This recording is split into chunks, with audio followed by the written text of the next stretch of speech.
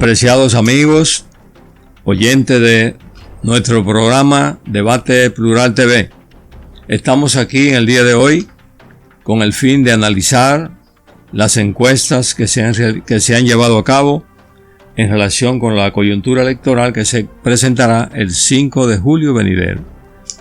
Distinguido profesor Alexis Viloria, ¿cómo se encuentra? Muy bien, gracias. Los ánimos, ¿cómo están? No, están buenos. Hoy estamos aquí para hacer un análisis de la situación electoral a partir de los resultados de las encuestas que se vienen publicando en el periódico Hoy y en otros diarios. Y en otros diarios. En otros periódicos. Sí. Y han venido saliendo en todos estos días los resultados de la encuesta Gallup, 21 de junio, de los resultados de Greenberg, Diario Libre, 24 de junio, de las encuestadoras SIT, relacionada con también las elecciones, y la última, la de Mark Penn Stower. Esas cuatro vamos a tratar de ver los resultados a nivel general y analizar esto en relación con la coyuntura electoral. Muy bien, siempre sí. Teniendo presente, Moreta, sí, que las encuestas son un instrumento técnico auxiliar de la investigación científica y de las ciencias sociales, fundamentalmente en este caso de la sociología política, de la ciencia política. Así nació la sociología con las encuestas. Claro. Todos los grandes sociólogos siempre de alguna manera han incursionado. Por ejemplo, Durkheim, por ejemplo, a fines del siglo XIX se inició con una encuesta sobre el suicidio. Y él hizo una encuesta en París sobre ese fenómeno. Y está en su libro El suicidio. Y en el siglo XIX Max Weber hizo encuestas sobre los trabajadores. Exactamente. Sobre la producción industrial. Correcto. Y eso está publicado. Y también, ya en la década del 40, en un libro que se llama La situación de la clase obrera en Inglaterra, Federico Engels y Karl Marx hizo una encuesta y desarrolló la técnica de entrevista para conocer la percepción de los obreros.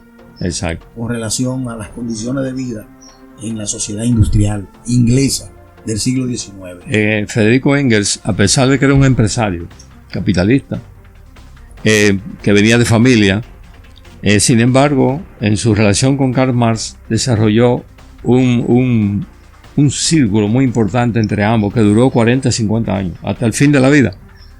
Y estudiaron, cuando ya todavía no tenían su marco teórico, la clase obrera industrial en Londres, en los tugurios de Londres. Y ahí es que encaja eso que tú sostienes. Sí, en el libro está incluso el instrumento que usó, el cuestionario que usó anexo. Situación de la clase obrera en Inglaterra. De manera que hay una tradición de la encuesta como instrumento de recolección de datos e información para medir la percepción de una población X. Sí. Siempre la encuesta como instrumento científico será una especie de fotografía de lo que la gente piensa y de la intención de las personas en un momento determinado. Sobre un tema determinado.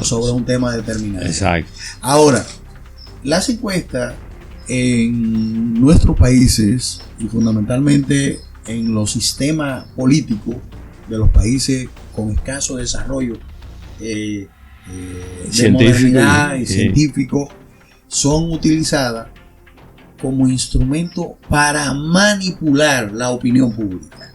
En este caso, para manipular los votantes.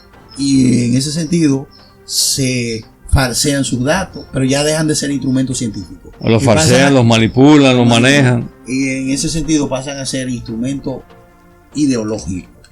Instrumentos de ciertos grupos.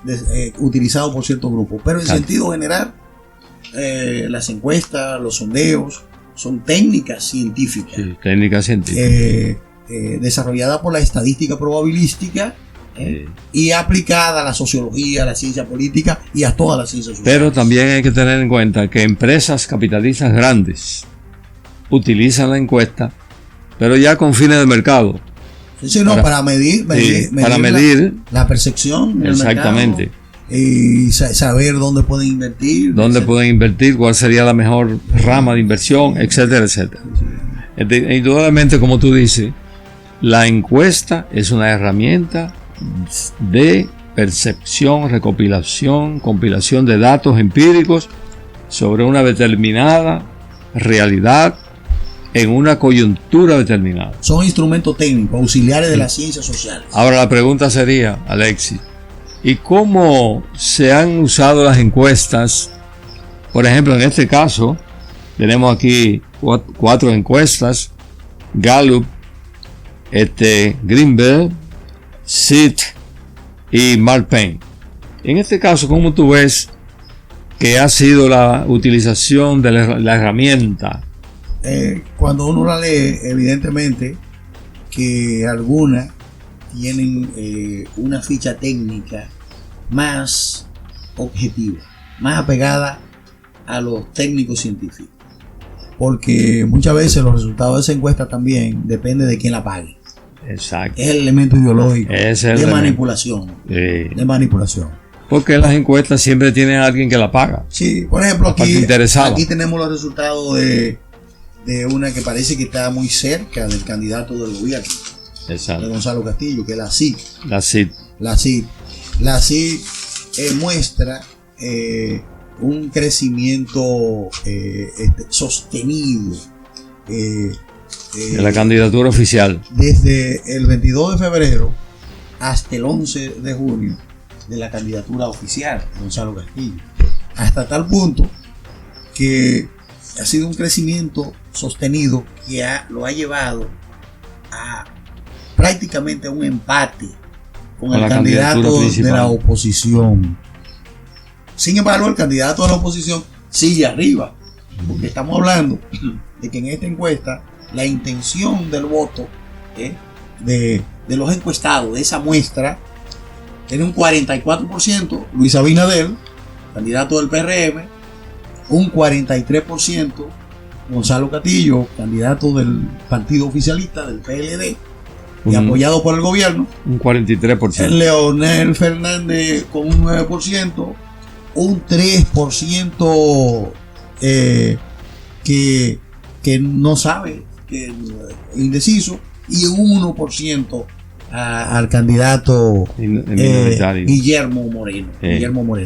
Pero aún siendo esa la más favorable a Gonzalo Castillo, que uno ve siempre ese espíritu de esa tendencia a favorecerlo en la propia encuesta, aún siendo la más favorable,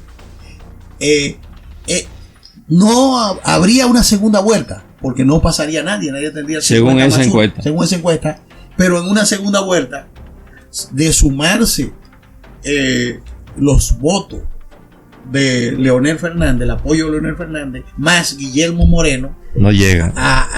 Ahí ganaría Abinader. Aún en esa hipótesis. Si se lo sumamos todo, ganaría con un 54%, pero sabemos que no es así. Ahora bien, tú como... pasaría de un 51%. Es decir, en el escenario menos favorable de las encuestas, Luis Abinader sigue arriba, y en una segunda vuelta ganaría las elecciones. Ganaría, evidentemente. Ganaría las elecciones. Entonces tú, como sociólogo que te has especializado en metodología de investigación y particularmente en la realización de encuestas, ¿cómo tú ves que, por ejemplo, en Gallup Abinader tiene un 53.7. 53.7. Y en Greenberg Abinader tiene un 56, pero en la CIT Abinader tiene un 44%. No, que evidentemente la CIT está permeada por el elemento manipulación. Exacto. Pero aún así, con ese elemento manipulación, Abinader sería el presidente de la República en una segunda vuelta. Aún así, porque CIT pone 44, Abinader y 43 para Gonzalo Castillo, que es el candidato de Danilo Medina. Es una diferencia de 7, 3, de casi 11 puntos. De casi 11 puntos. Con relación a la de la Gallup. Y con relación a a la Greenville sería una diferencia de unos 12 puntos. 12 puntos. 12 puntos no, un poco más. Pero hay un elemento 13 nuevo. puntos. 13 puntos. Hay un elemento nuevo, Alex, que ha surgido. Sí. Y es que en los últimos días, en la medida que se ha ido enfriando el asunto de la pandemia, se ha acercado el 5 de julio y se ha enfriado un tanto el asunto de la pandemia y la gente se ha tirado a la calle. En los últimos días, al parecer hay una nueva tendencia, que es que ha bajado la línea de Gonzalo Castillo. En comparación con junio, en comparación con mayo, que creció, como tú acabas de decir, luego en junio va en tendencia descendente.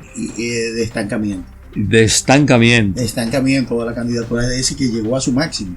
Pero esa, por ejemplo, la encuesta Gallup hoy, que les da a Luis Abinader 53.7%, Sí. candidato del PRM, y a Gonzalo Castillo 35.5%.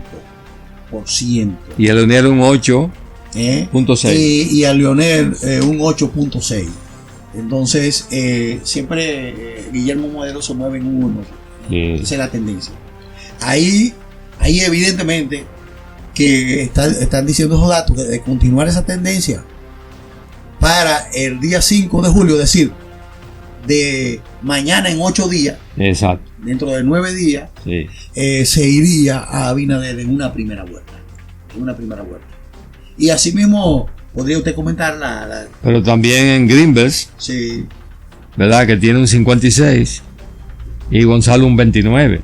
Ahí es evidente, coincide también con un tanto con la tendencia que arroja Gallup. Sí, porque son muestras. Son muestras, sí. Sí. Ahí también se ve claramente que Abinader se mantiene encima, en un nivel muy alto, 56%.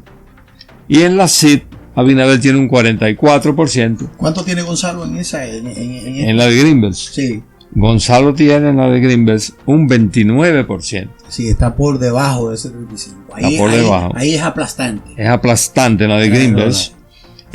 Casi lo duplica. En la de Bernardo Vega, Abinader tiene un 44%. Sí. En la de Greenville, Abinader tiene un 56%. En la de Gallup, Abinader tiene un 53.7%. Es decir, que las grandes encuestas, no digo las más confiables, las más grandes encuestadoras, dan un dato irrefutable casi. Un margen amplio de ganancia en la primera vuelta. En la primera vuelta. A pesar, Alex, de los recursos que ha gastado el gobierno y su candidato, recursos inauditos, en cantidades, yo diría, escandalosas. Esas inversiones parece que no han florecido porque la actitud que uno ve en la calle es de desprecio. Inclusive, desde el punto de vista personal, hay señalamientos de la gente abiertamente de desprecio, de subvaloración del candidato de Danilo Medina. Realmente lo que ocurre, y vamos a continuar con eso, Moreta, que quienes han estado realmente en campaña y han gozado de todos los recursos en una situación de excepción, con la cuarentena y el manejo de todos los recursos del mundo, es el candidato oficialista. Trabajando después de los horarios de las 6 de la tarde. El candidato oficialista y sus aliados. Es el partido de gobierno. El gobierno es el que ha estado en campaña. ¿Y qué importancia? Pero aún así, se observa en la población votante la actitud, incluso en medio del pánico creado. Hay que ver el boletín 99 de ayer del ministro de Salud Pública. O sea, aún con el pánico creado,